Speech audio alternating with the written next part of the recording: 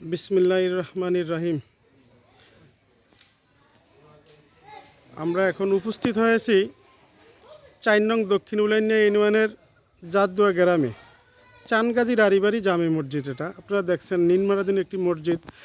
এখানে এই মসজিদটি শারজা চ্যারিটি ট্রাস্টের মাধ্যমে এখানে এই নির্মাণ কাজ চলতেছে। সার্বিক তত্ত্বাবধানে মেহেন্দিগঞ্জ মাটিয়া মানুষের নেতা জননেতা অ্যাডভোকেট এম হেলাল উদ্দিন হেলাল ভাইয়ের ঐকান্তিক প্রচেষ্টা এই মসজিদটি এই সংস্থা থেকে পাশ হয়েছে।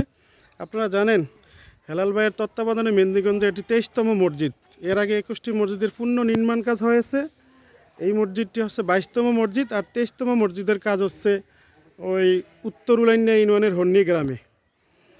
তো আমরা এখন দেখি যে এখানে আজকে এই জোহরের নামাজ শেষে মুসল্লি এবং ইমাম সাহেবরা উপস্থিত হয়েছে।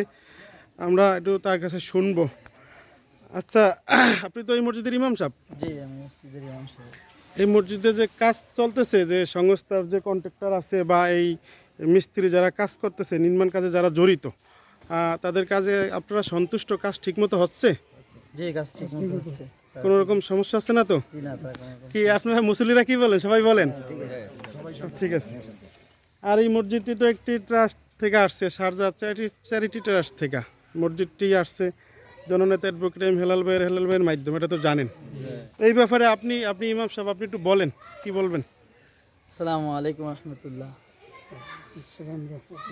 আমরা উত্তর জাদিয়া চানগাড়ি রাড়িবাড়ি মসজিদটি অনেক পুরনো ছিল। এই মসজিদের মুসল্লিরা অনেক কষ্ট করে এই জায়গায় নামাজ পড়ছে। অ্যাডভোকেট হেলাল সাহেবের মাধ্যমে এই মসজিদটি আমরা এই জায়গায় পেয়েছি। এই মসজিদটি নির্মাণ কাজ চলতেছে।